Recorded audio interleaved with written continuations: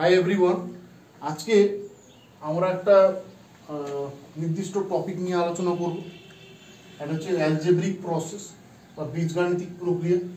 তার একটা অঙ্কের সমাধান কিভাবে করা যায় সহজেই, তার সম্পর্কে একটু জানব।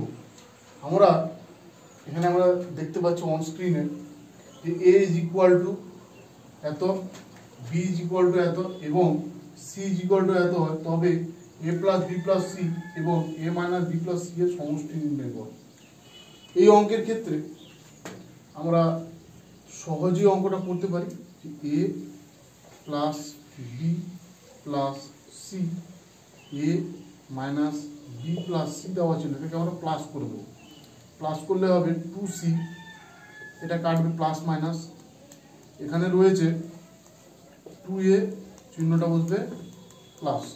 আমরা এই ক্ষেত্রে দেখলাম যে 2 is equal to A plus C, এটা আমরা পেলাম।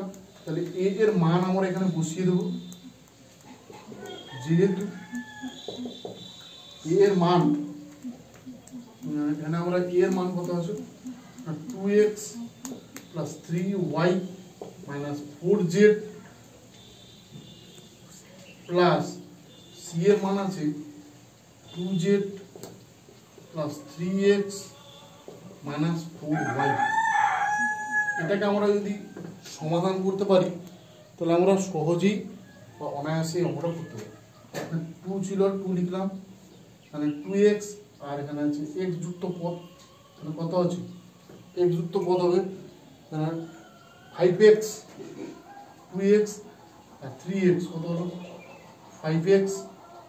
এখানে y যুক্ত পদকে আমরা নির্ধারণ করব, যেটা আছে 3y এবং 4y। এখানে আমরা শুধুমাত্র আমরা এখানে y পদটা লিখতে পারি, মনে এখানে বিয়োগ করলে আমরা y পাবো, বিয়োগ করলে এটাকে y পাচ্ছি, এবং মাইনাস 4z প্লাস 2z।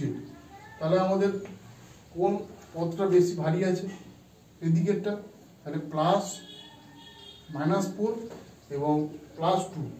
এক্ষেত্রে আমরা মাইনাস 2z লিখতে পারি এবং এটাকে সহজে এটাকে গুণ করে যদি আমরা উত্তর বসিয়ে দিই তাহলে আমরা সহজেই এর অ্যান্সারটা পেয়ে যাবো। কত হচ্ছে, এটা গুণ করলে হবে 10x মাইনাস 2y মাইনাস এখানে 4z পেয়ে যাবো। তাহলে আমরা এই অঙ্কটাকে একদম সহজেই কিভাবে উত্তর করা যায় আমরা দেখালাম।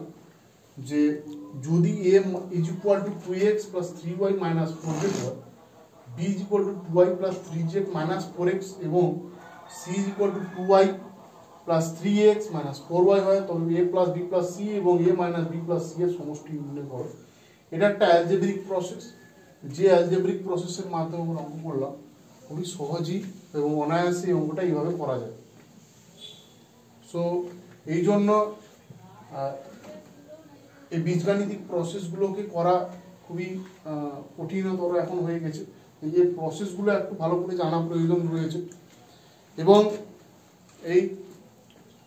এইরকম সমাধান পেতে কমেন্ট, শেয়ার এবং সাবস্ক্রাইব করতে আমার নিজস্ব চ্যানেলকে ভুলবেন না প্লিজ।